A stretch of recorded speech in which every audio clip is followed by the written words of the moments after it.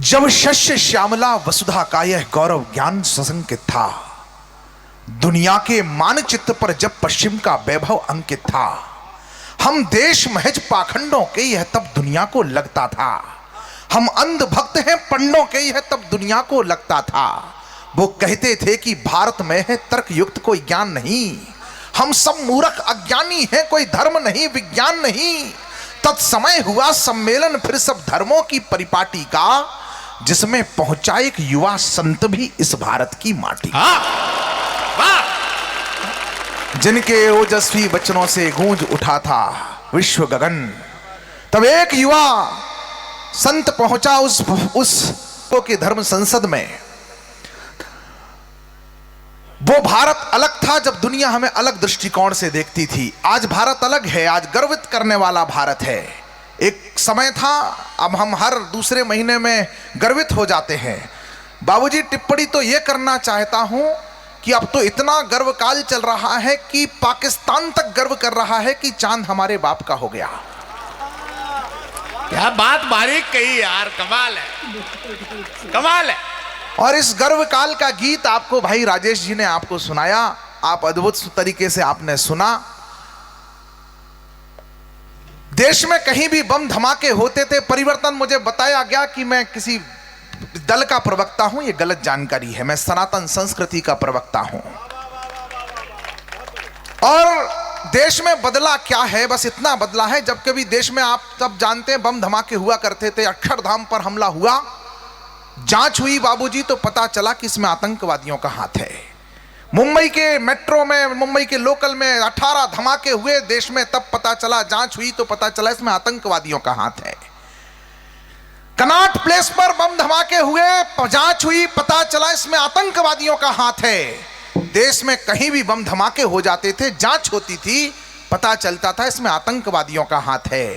फिर देश की जनता ने सोचा कि इसमें आतंकवादियों का हाथ है तो हाथ को हटाओ।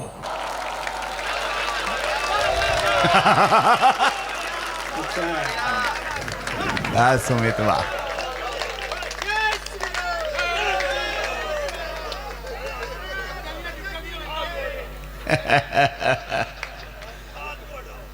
वो कहते थे कि भारत में है तर्क युक्त कोई ज्ञान नहीं, हम सब मूर्ख अज्ञानी हैं, कोई धर्म नहीं विज्ञान नहीं।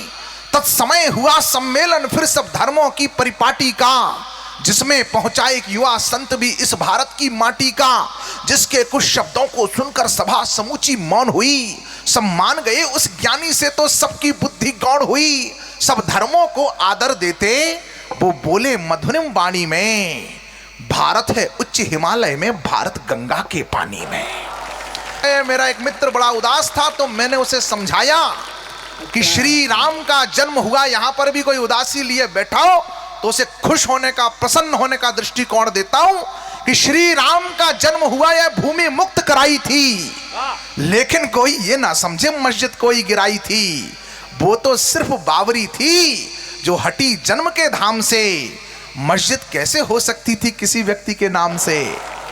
इसलिए 6 दिसंबर 1992 को श्री राम जी के भक्तों ने केवल राम जन्मभूमि मुक्त नहीं कराई थी, इस देश के अंदर एक और पंथ के मानने वाले लोगों के लिए एक आक्रांता ने, जो उनके धर्म को अपने आक्रांत स्वभाव के अधीन करके इस्लाम के विरुद्ध मस्जिद बनाई थी, उसको भी ढांचे को ढहा करके क्या कर दिया था। 2 पंक्तियां सुनिए कि दोनों का है शौर्य दिवस, दोनों का है गर्व काल, ये महिमा है उस धाम की। जन्मभूमि संग मुक्त हो गई मर्यादा इस्लाम की। क्या बात है भाई, जन्मभूमि संग मुक्त हो गई। मैं बड़े दृष्टिकोण के लिए जाना जाता हूं। देश में कोई घटना घटती है, कुछ होता है तो मैं बड़ी सकारात्मक, अब किसी को गलतफहमी हो गई, मैं प्रवक्ता होने का धर्म निभाता हूं। बाबूजी, किसी को लगा कि हमारी आबादी बहुत बढ़ रही है, हमारी आबादी बहुत बढ़ रही है, तब मैंने 4 पंक्तियां कही और इसने तर्क के साथ कही कि आगरा में एक बाबा तुलसी को एक शहंशाह ने गिरफ्तार कर लिया। उनसे कहा पहले कि तुम हमारे मनसबदार बन जाओ, तो बाबा ने एक दोहा लिखा कि हम चाकर रघुवीर के लिखो पटो दरबार, तुलसी अब का होएंगे नर के मनसबदार। तो बाबा को जब ऐसा कहा तो गिरफ्तार कर लिया। 2.5 लाख की सेना ने आक्रमण किया, जनजीवन अस्त व्यस्त हो गया। तब जाकर के मुक्त करना पड़ा। हनुमानगढ़ी की घटना पर तो फिल्म बन गई है। अब 4 पंक्तियां सुनेगा सनातन संस्कृति की तरफ से, उन लोगों की गलतफहमी आपकी तालियां दूर करेंगी जिनको अपनी संख्या पर गर्व है, संख्या पर अहंकार हो रहा है कि रहने वाले गिरिकंदरा के अंदर भी लड़ जाते हैं। आतुर होकर ये धरती और अंबर भी लड़ जाते हैं।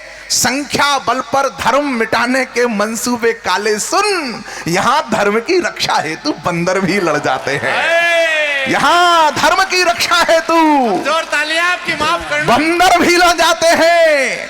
बोले हमारी तो और बढ़ रही है। तो मैंने कहा कि जिस लोक में जन्मेंगे वो आपकी तालियों को और बढ़ा देना।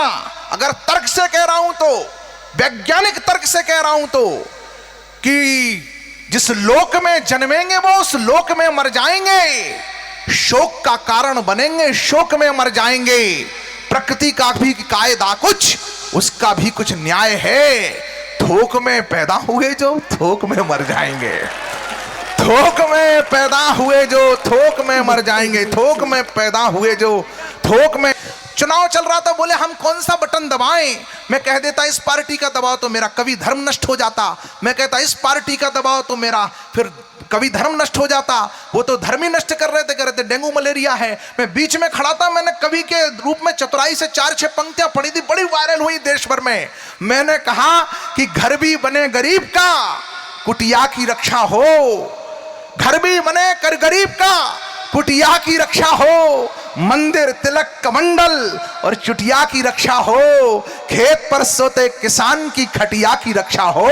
ऐसा बटन दबाना की बिटिया की रक्षा हो। ऐसा मठ मंदिर के शिखर नींव पाषाण की रक्षा हो। मठ मंदिर के, और फिर कह रहा हूं कि मठ मंदिर के शिखर नींव पाषाण की रक्षा हो।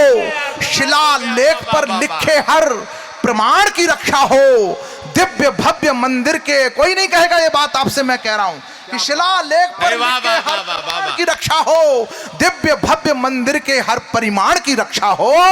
राम जन्मभूमि के नवनिर्माण की रक्षा हो।